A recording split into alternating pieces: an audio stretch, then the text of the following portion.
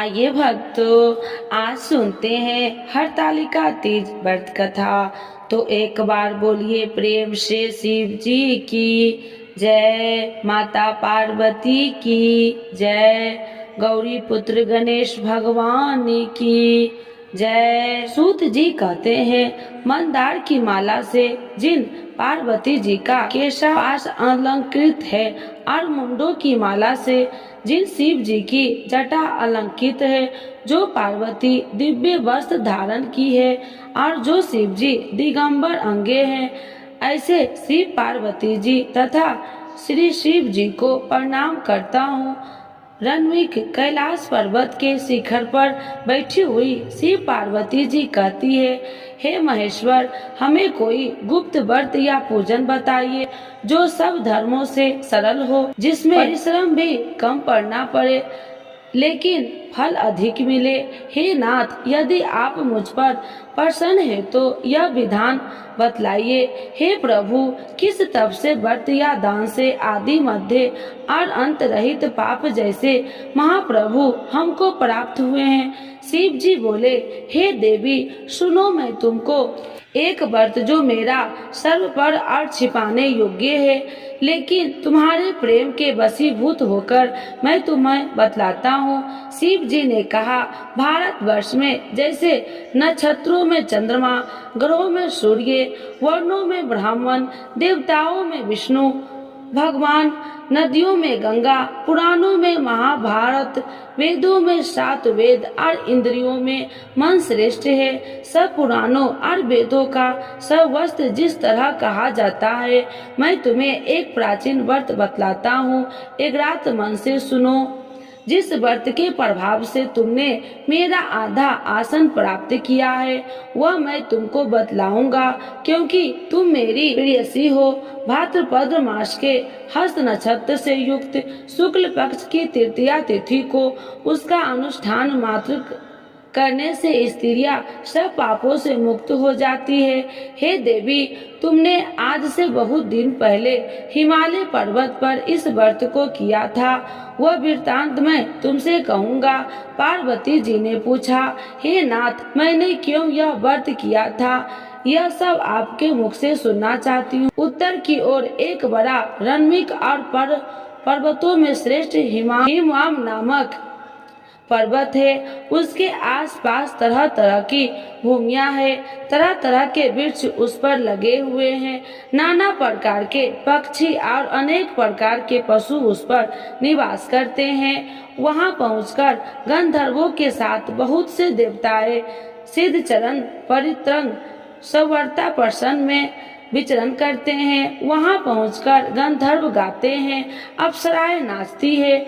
उस पर्वत राज के कितने ही शिखर ऐसे हैं कि जिसमें अष्टफिक रत्न वैद्य वनिक आदि की खाने भरी है।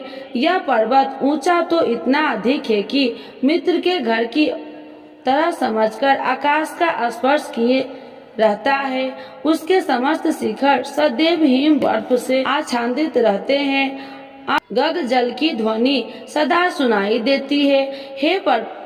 हे पार्वती, तुमने वाले काल में उसी पर्वत पर तपस्या की थी। 12 वर्षों तक तुम उल्टी टांग कर केवल धुआं पीकर रही। 64 वर्षों तक सूखे पत्थर खाकर रही। माघ मास में तुम जल में बैठी रहती है और वैशाख दोपहरिया में 5 गिन तापती है। श्रावण महीने में जल बरसात तो तुम भूखी प्यासी रहकर मैदान में बैठी रहती है। तुम्हारे पिता इस तरह के कष्ट सहन को देखकर बड़ी दुखी हुए। वे चिंता में पड़ गए कि मैं अपनी कन्या किसको दूं। उसी समय नारद जी वहां आ पहुँचे। मुनि श्रेष्ठ नारद जी उस समय तुम्हें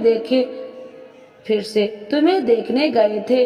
नारद जी को देखकर गिरी के अंधे पाद आसन आदि देखकर उनकी पूजा की और कहा, हे स्वामी, आप किस लिए आए?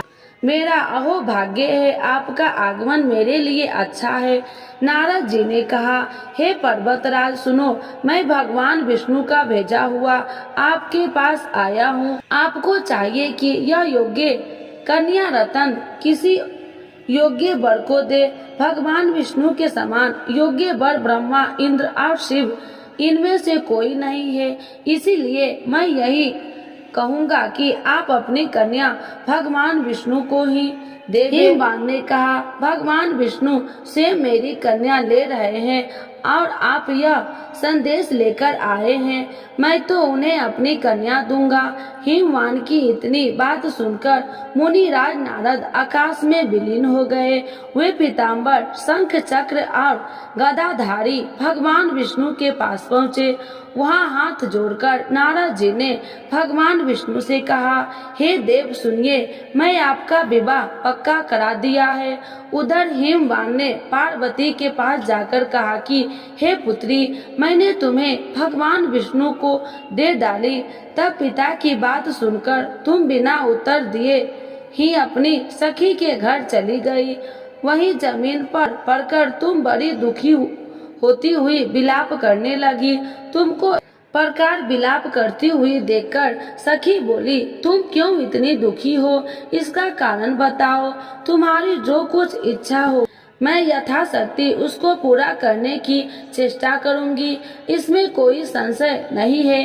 पार्वती बोली, मेरी जो कुछ अभिलाषा है उसे तुम्हें प्रेम पूर्वक सुनो। मैं एकमात्र शिव जी को अपना पति बनाना चाहती हूँ, जिसमें कुछ भी संशय नहीं है। मेरे इस विचार को पिताजी ने ठुकरा दिया, इसमें मैं अपने शरीर को त्याग दूंगी।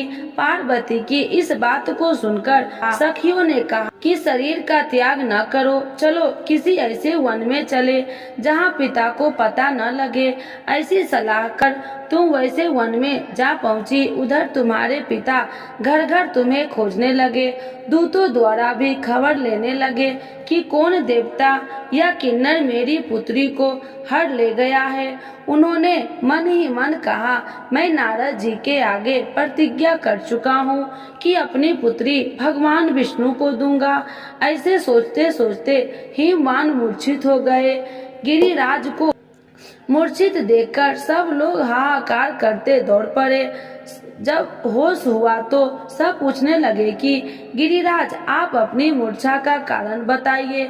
हिमवान ने कहा, आप लोग मेरे दुख का कारण सुने। न मालूम कौन मेरी कन्या को हर ले गया है। ऐसा नहीं हुआ तो उसी काले सांप से काट लिया या सी खा गए होंगे। हाय हाय, मेरी बेटी कहाँ गई? किसी दुष्ट ने मेरी पुत्री को मार डाला। ऐसा कह वे वायु के झोंके से कांपते हुए वृक्ष के समान कांपने लगे। इसके बाद हिमवान तुम्हें वन वन खोजने लगे। वह वन भी शिव भालू हिंसक जंतुओं से भरा भयानक हो रहा था। तुम भी अपनी सखियों के साथ उस भयानक वन में चलती चलती एक ऐसी जगह पर जा पहुंची जहां एक नदी बह रही थी। उसके रमणीय तट पर एक बड़ी सी कंधार था। तुमने उसी कंधार में आश्रय बना लिया और मेरी एक बालू कामी प्रतिज्ञा बनाकर अपनी सखियों के साथ निहार कर रहकर मेरी आराधना करने लगी। जब भाद्रपद शुक्ल पक्ष की हस्त नक्षत्र युक्त तृतीया तिथि प्राप्त हुई, तब तुमने मेरी विधिवत पूजन किया और रात भर जाकर गीत विद्यार्थी से मुझे प्रसन्न करने आया। उस व्रत राज के प्रभाव से मेरा आसन डगमगा उठा, जिसमें मैं तत्काल उस स्थल पर जा पहुंचा जहां पर तुम मेरी सखियों के साथ रहती थी। वहां पहुंच मैंने तुमसे कहा कि मैं तुम पर प्रसन्न हूँ, बोलो क्या चाहती हो? तुमने कहा, मेरा देवता, यदि आप मेरे ऊपर प्रसन्न है तो मेरे पति बने। मेरे तथास्तु कहकर कैलाश पर्वत पर वापस आने पर तुमने वह प्रतिज्ञा नदी के प्रवाहित कर दी और सखियों के साथ उस महाव्रत का पालन किया। हिमवान भी तब तक उस वन में तुम्हें खोजते हुए आ पहुँचे। चारों दिशाओं में तुम्हारी खोज करते करते वे व्याकुल हो चुके थे, इसीलिए तुम्हारे आश्रम के समीप पहुंचकर ही थोड़ी देर बाद उन्होंने नदी के तट पर दो कन्याओं को सोते हुए देखा। देखते ही उन्होंने तुम्हें छाती से लगा लिया, बिलख कर रोने लगे। फिर, हे पुत्री, तुम शिव व्याघ्र आदि जंतुओं से भरे इस वन में क्यों आ पहुंची? पार्वती जी ने उत्तर दिया, हे पिताजी, मैंने पहले ही अपने आप को शिव जी के हाथों सौंप दिया था। आपने मेरी बात टाल दी, इसमें मैं यहाँ चली आई। हिमवान ने सांत्वना दी कि हे पुत्री, मैं तुम्हारी इच्छा के विरुद्ध कुछ न करूँगा। वे तुम्हें अपने साथ ले घर आए और मेरे साथ तुम्हारा विवाह कर दिए, इसीलिए तुमने मेरा अद्र आसन पाया है। तुमसे आज तक किसी के सामने मुझे यह व्रत प्रकट करने का अवसर नहीं प्राप्त हुआ। हे देवी, मैं यह बताता हूँ कि इस व्रत का हरतालिका नाम क्यों पड़ा। तुमको सखियों हर ले गई थी, इसीलिए हरतालिका नाम पड़ा। पार्वती जी ने कहा, हे प्रभु, आपने नाम तो बताया, तब इसकी विधि भी बताइए। इसका क्या पुण्य है, क्या फल है, यह व्रत कौन करे। शिव जी पार्वती जी से कहते हैं कि हे देवी, मैंने समस्त स्त्री जाति की भलाई के लिए यह उत्तम व्रत बतलाया है। जो स्त्री अपने सौभाग्य की रक्षा करना चाहती हो, वह यत्न पूर्वक इस व्रत को करे। केले के खम्भे आदि में सुशोभित एक सुंदर मंडप बनाए, उसमें रंग बिरंगे के रेशमी कपड़ों से चंदुआ लगाकर चंदन आदि सुगंधित द्रव्य से वह मंडप लिपवाए। फिर शंख भरी मेंढक आदि बाजे बजाते हुए बहुत से लोगों एकत्रित होकर तरह तरह मंगलाचरण करते हुए उस मंडप में पार्वती जी तथा शिव जी की प्रतिमा स्थापित करे। उस रोज दिन भर उपवास कर बहुत से सुगंधित फूल, सुगंधित और मनोहर धूप, नाना प्रकार के नैवेद्य आदि एक करत मेरी पूजा करे और रात भर जागरण करे। ऊपर जो जो वस्तु गिनाई गई है उनमें अतिरिक्त नारियल, सुपारी, जगबीरा, नींबू, लौंग, अनार, नारंगी आदि जो जो फल प्राप्त हो सके उन्हें इकट्ठा कर ले।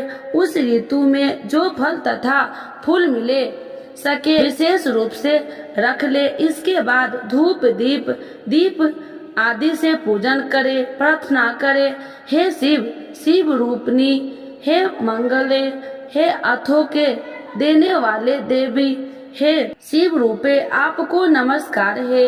हे शुभ रूपे आपको सदा के लिए नमस्कार है। हे ब्रह्म रूपनी आपको नमस्कार है। हे जगदात्री आपको नमस्कार है। हे हिंसवाहिनी, संसार के भय से भयभीत मुझ दिन की रक्षा करे। इस कामना को पूर्ति के लिए मैंने आपका पूजा की है।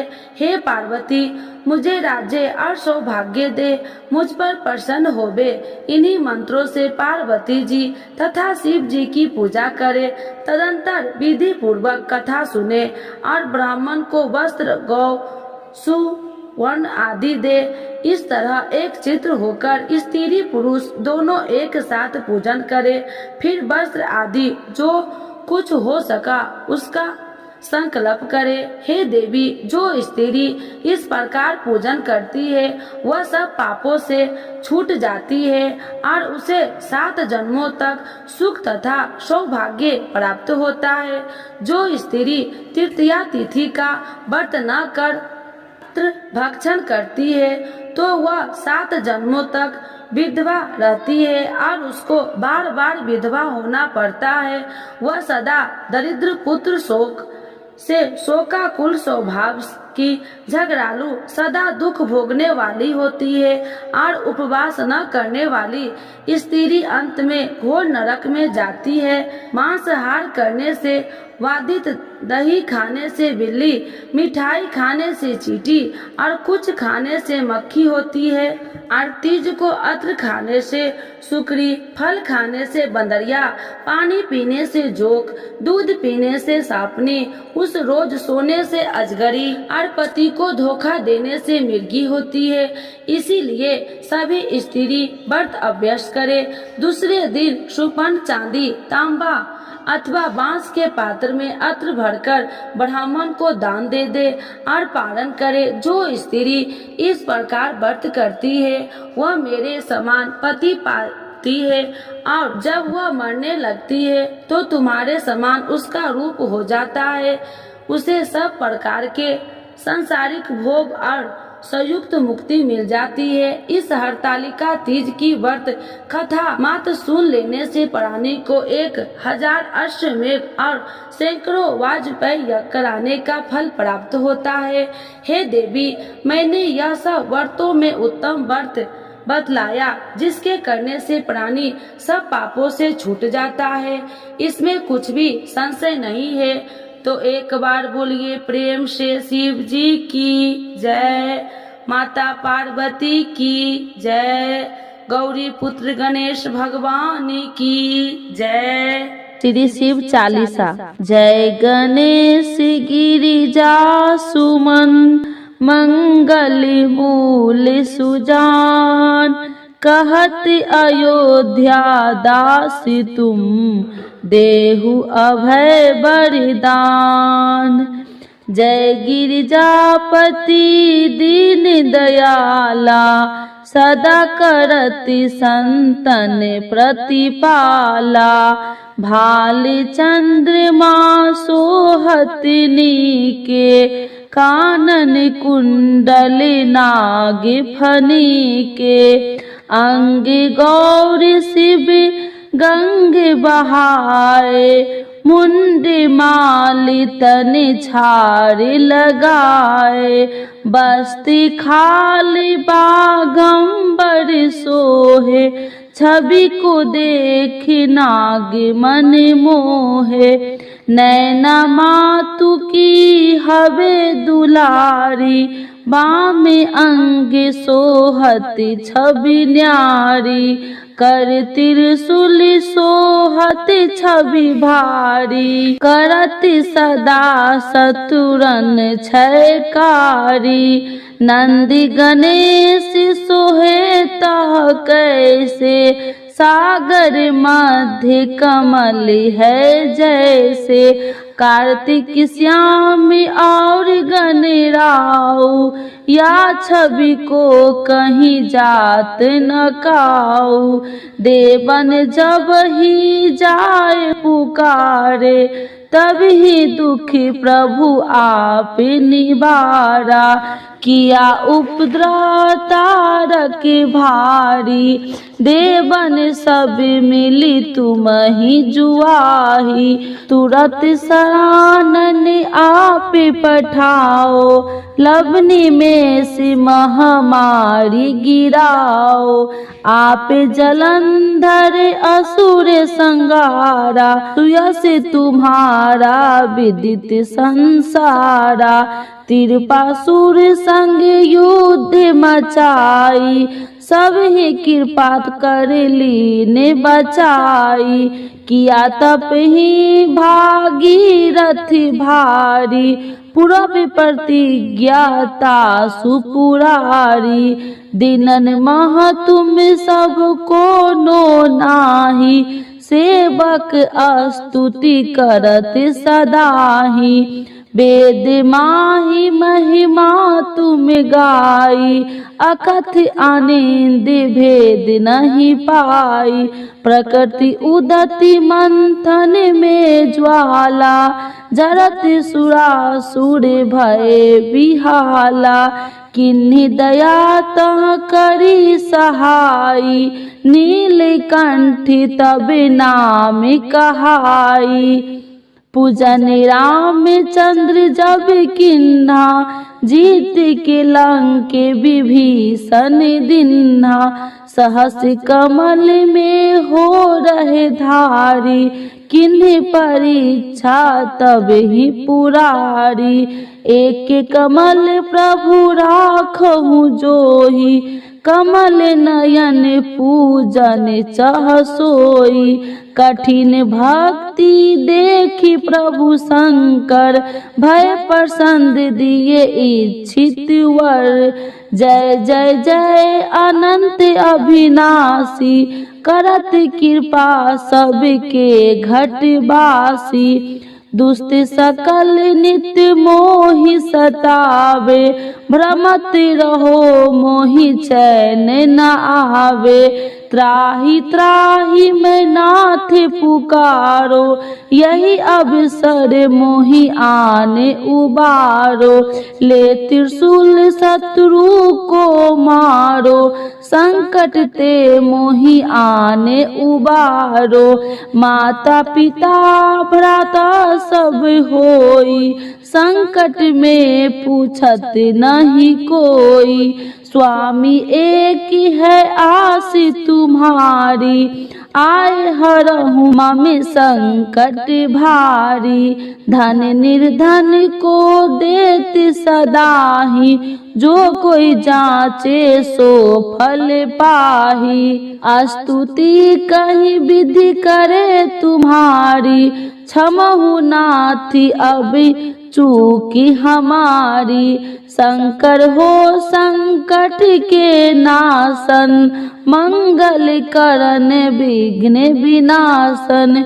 योगी अति मुनि ध्यान लगावे, शारद नारद शीश नवावे।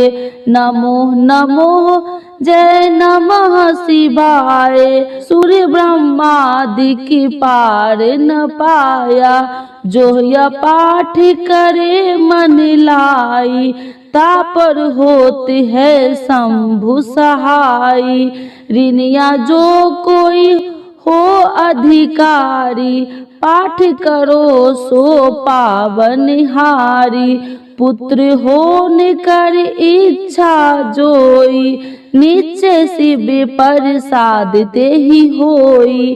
पंडित त्रयोदशी को लावे, ध्यान पूर्वक होम करावे। त्रयोदशी व्रत करे हमेशा, ताकि तन नहीं रहे कलेसा। धूप दीप नैवेद्य चढ़ावे, शंकर सन मुख पाठ सुनावे। जन्म जन्म के पाप नसावे, अंत धाम शिवपुर में पावे। अयोध्या दास आस कहे तुम्हारी, जाने सकल दुख हरहु हमारी। नित्य नेम उठहि प्रातः पाठ करो चालीसा, तुम मेरी मनोकामना पूर्ण करो जगदीशा। मगशिर छवि हेमंत ऋतु, सावन 64 जान। स्तुति चालीसा शिव ही, पूर्ण किन कल्याण। शिव जी की जय, भोला बाबा की जय। शिव जी की आरती। भगवान शिव जिन्हें शंकर भोलेनाथ महादेव के संबोधन से भी पुकारा जाता है, इनकी स्तुति मुख्यतः साप्ताहिक दिन सोमवार, मासिक त्रयोदशी तथा प्रमुख 2 शिवरात्रियों को की जाती है। शिव जी की आरती इन्हीं दिन और पर्व को विशेष रूप में की जाती है। शिव जी की आरती के बिना उनका कोई भी व्रत अधूरा माना जाता है, इसीलिए आप लोग यह आरती जरूर सुने। ओम जय शिव ओमकारा, स्वामी जय शिव ओमकारा। ब्रह्मा विष्णु सदा शिव, अर्धांगी धारा। ओम जय शिव ओमकारा, एकानन चतुरानन पंचानन राजे। स्वामी पंचानन राजे, हंसासन गरुड़ासन विश्वाहन साजे। ओम जय शिव ओमकारा, 2 भुज 4 चतुर्भुज, 10 भुज अति सोहे।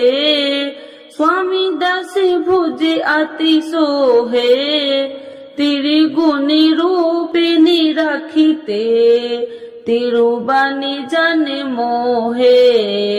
ओम जय शिव ओमकारा, अच्छी माला बन माला, मुंडी माला धा स्वामी मुंडी माला धारी त्रिपुरारी कंसारी करी माला धारी। ओम जय शिव ओमकारा श्वेतांबर पीतांबर बाघांबर अंगे स्वामी बाघांबर अंगे सनिकादिकी गरुणादिकी भूतादिकी संगे। ओम जय शिव ओमकारा करके मध्य कमंडल चक्र त्रिशूलधारी स्वामी चक्र त्रिशूलधारी सुखकारी दुखिहारी जगे पालनकारी। ओम जय शिव ओमकारा ब्रह्मा विष्णु सदा शिव जानति अविवेका स्वामी जानति अविवेका मधु कैटभ दो मारे सुर भयहीन करे। ओम जय शिव ओमकारा लक्ष्मी व सावित्री पार्वती संगा स्वामी पार्वती संगा पार्वती अर्धंगी शिव लहरी गंगा। ओम जय शिव ओमकारा पार्वती सोहे पार्वती शंकर कैलासा स्वामी शंकर कैलासा भांग धतूर का भोजन भस्मी में बसा। ओम जय शिव ओमकारा जटा में गंगा बहती है गले मुंडन माला स्वामी गले मुंडन माला शेष नाग लिपटावती ओढ़त मिर्ग छाला। ओम जय शिव ओमकारा काशी में विराजे विश्वनाथी नंदी ब्रह्मचारी स्वामी नंदी ब्रह्मचारी नित्य उठी दर्शन पावती महिमा अति भारी। ओम जय शिव ओमकारा त्रिगुण स्वामी जी की आरती जो कोई नर गावे स्वामी जो कोई नर गावे कहत शिवानंद स्वामी मन वांछित फल पावे। ओम जय शिव ओमकारा प्रभु हर शिव ओमकारा शिव जी की जय माता पार्वती की जय। आज जानते हैं हरतालिका तीज 2024 हरतालिका तीज पूजन का शुभ मुहूर्त पूजा विधि सामग्री लिस्ट और कथा के बारे में। तो एक बार बोलिए प्रेम से शिव जी की जय माता पार्वती की जय। इस बार 2024 में हरतालिका तीज व्रत 6 सितंबर दिन शुक्रवार को रखा जाएगा। हिंदू पंचांग के अनुसार प्रतिवर्ष भाद्रपद शुक्ल पक्ष की तृतीया को हरतालिका तीज का व्रत रखा जाता है। धार्मिक शास्त्रों के अनुसार यह व्रत निर्जला होता है। इस दिन प्रत्येक पहर में भगवान शिव का पूजन तथा आरती की जाती है और घी दही शक्कर दूध और शहद मिलाकर पंचामृत बनाया जाता है। महिलाओं द्वारा किए जाने वाले यह व्रत बहुत कठिन होता है और इसमें उन्हें निर्जला रहकर जागरण भी करना होता है। इस दिन सुहागिन महिलाओं को सिंदूर, मेहंदी, बिंदी, चूड़ी, काजल आदि सामग्री सहित सुहाग पिटारा दिया जाता है। यह व्रत सुहागनीय पति की लंबी आयु और कुमारी कन्याएं अच्छा वर पाने के लिए रखती है। हरतालिका तीज शुक्रवार 6 सितंबर 2024 के शुभ मुहूर्त भाद्रपद शुक्ल तृतीया तिथि का प्रारंभ 5 सितंबर 2024 को दोपहर 12:21 बजे से तृतीया तिथि समाप्त 6 सितंबर 2024 को दोपहर 6:02 से 8:33 तक है। आज का शुभ मुहूर्त ब्रह्म मुहूर्त प्रातः 4:30 बजे से 5:16 तक है। प्रातः संध्या प्रातः 4:53 AM से 6:02 AM तक है। अभिजीत मुहूर्त प्रातः 11:54 से दोपहर 12:44 तक है। विजय मुहूर्त दोपहर 2:25 से 3:15 तक है। गोधूली मुहूर्त शाम 6:36 से 6:59 तक है। साहित्य संध्या मुहूर्त शाम 6:36 से 7:45 तक है। निशिदा मुहूर्त रात्रि 11:56 से 7 सितंबर 12:42 तक है। रवि योग सुबह 9:25 से अगले दिन सुबह 6:02 तक है। हरतालिका तीज 2024 पूजा विधि। सौभाग्य स्त्रियां हरतालिका तीज व्रत अपने सुहाग की लंबी आयु तथा अविवाहित युवतियां मनपसंद पति पाने के लिए करती है। तीज के दिन व्रतधारी महिलाएं सूर्योदय से पूर्व उठकर नहाकर पूरा श्रृंगार करती है।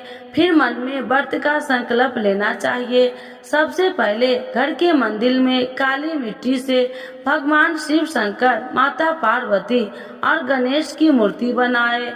पूजन के लिए केले के पत्ते से मंडप बनाकर गौरी शंकर की प्रतिमा स्थापित की जाती है।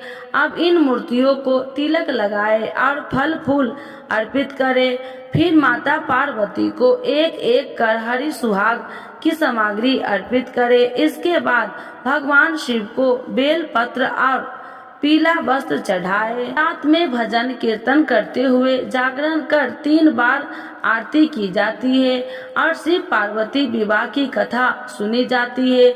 तीज की कथा पढ़ने या सुनने के बाद आरती करें। इस व्रत में शयन निषेध है, अतः रात्रि में भजन कीर्तन करते हुए रात्रि जागरण करना चाहिए। अगले दिन पुनः सुबह प्रातः काल स्नान आदि से पश्चात श्रद्धा भक्ति पूर्वक माता पार्वती को सिंदूर अर्पित कर भोग चढ़ाए। फिर किसी सुपात्र सुहागिन स्त्री को श्रृंगार सामग्री, वस्त्र, खाद्य सामग्री, फल, मिष्टान तथा यथाशक्ति आभूषण का दान करना चाहिए। यदि रेत की शिवलिंग बनाए हैं तो उनका जला विसर्जन किया जाता है। फिर खीरा खाकर इस व्रत की पूर्णता की जाती है। प्रसाद ग्रहण करने के बाद व्रत का पालन करें। का तीज 2024 पूजा के लिए आवश्यक सामग्री गीली काली मिट्टी या बालू का रेत, बेल पत्र, शमी पत्र, केले का पत्ता, धतूरे का फल एवं फूल, आक का फूल, तुलसी, मजरी, जन, नारा, वस्त्र, सभी प्रकार के फल एवं पुष्प के पत्ते, श्रीफल, कलश, अबीर, चंदन, घी, तेल, कपूर, कुमकुम, दीपक, फुलहारा, विशेष प्रकार की 16 पत्तियों, दुसुहाग पिटारा। हरतालिका तीज 2024 कथा। धार्मिक पुराणों के अनुसार हरतालिका तीज की यह कथा भगवान शिव ने माता पार्वती को सुनाई थी। इस पौराणिक कथा में शिव जी ने माता पार्वती को उनका पिछला जन्म दिलाया था। हे गौरा, पिछले जन्म में तुमने मुझे पाने के लिए बहुत छोटी उम्र में कठोर तप और घोर तपस्या की थी। तुमने न तो कुछ खाया और न ही पिया, बस हवा और सूखे पत्ते चबाए। जला देने वाले गर्मी हो या कपा देने वाली ठंडी, तुम नहीं हटी, डटी रही। बारिश में भी तुमने जल नहीं पिया। तुम्हें इस हालत में देखकर तुम्हारे पिता दुखी थे।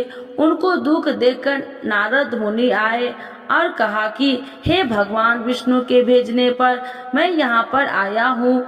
वह आपकी कन्या से विवाह करना चाहते हैं।